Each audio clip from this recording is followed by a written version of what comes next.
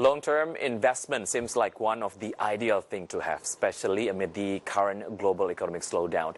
The kind of investment can help a country in maintaining its national economic growth. But there are some reasons they are making investors changing their mind in continuing the commitment. And in this segment, I would like to present to you some data about foreign companies that canceled their long-term investment commitment in Indonesia. The reasons are quite varied. But before we talk about the reasons, these are some companies that decided to unfortunately left Indonesia. The first one is Pepsi. In 2019, on October to be exact, Pepsi decided to, pull out from Indonesia. This is the food and beverages company.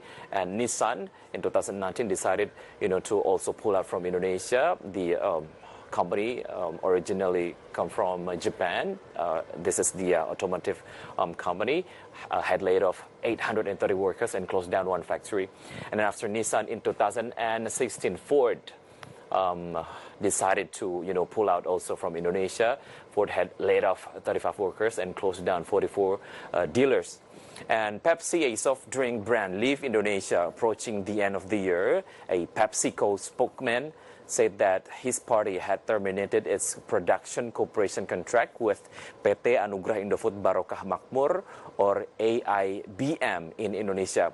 Both companies agreed to stop production on 10 October 2019. Thus, brands such as Pepsi, Mirinda, and 7-Up will not circulate anymore in Indonesia in the near future. The other company that left Indonesia is Ford. Ford left Indonesia in 2016.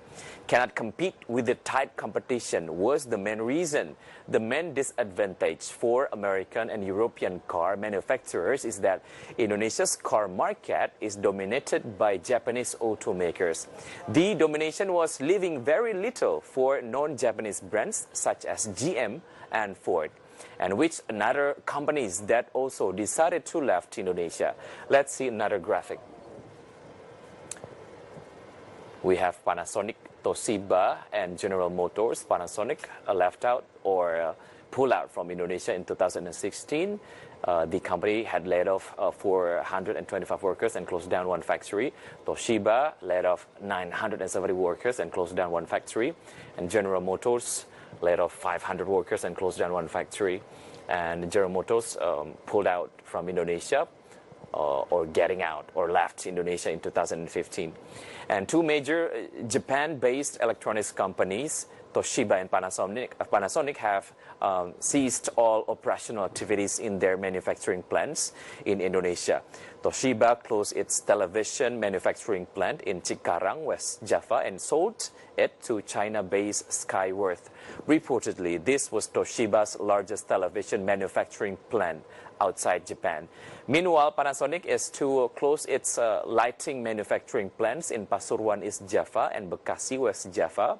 The company's competitive advantage declined as it failed to engage in innovation.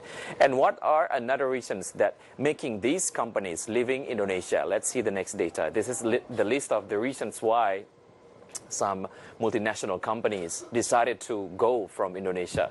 The first one is political instability, low level of competitiveness, production facilities and workers efficiency, global crisis, high production costs, and termination on commercial contracts.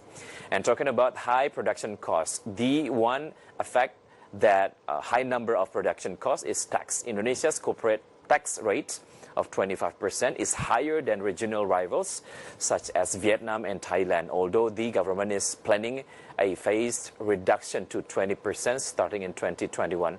Meantime, the regulatory landscape also can be a minefield. For example, some imports needed for manufacturing require a letter from the Ministry of Industry that is supposed to be issued in maximum 5 days, but typically takes 3 to 6 months or more.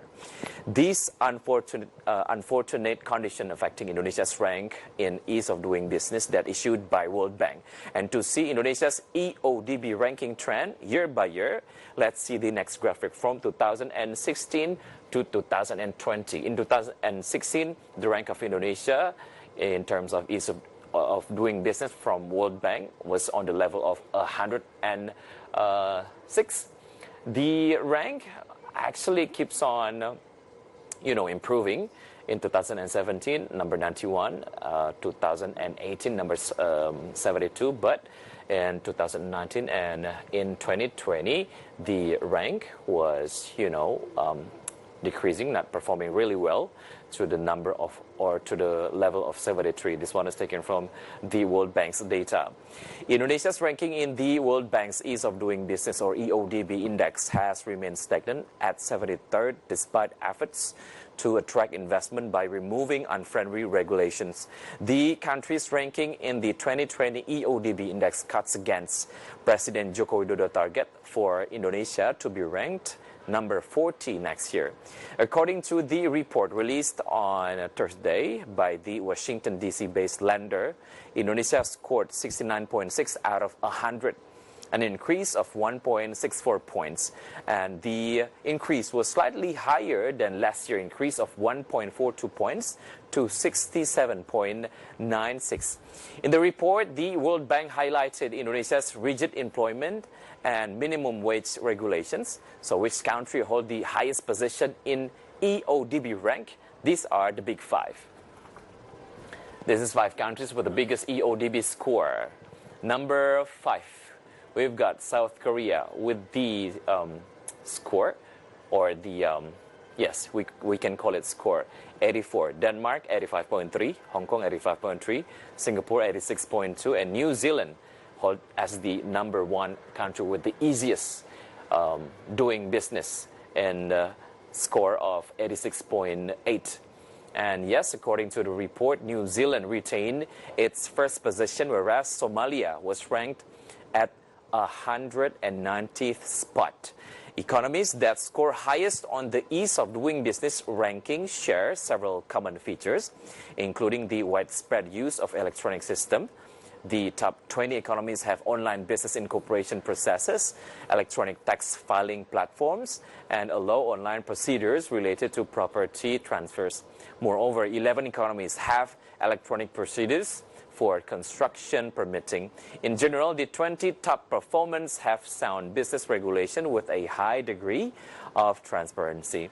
And optimism that followed by persistent efforts can push up Indonesia to reach a better rank in ease of doing business in the future.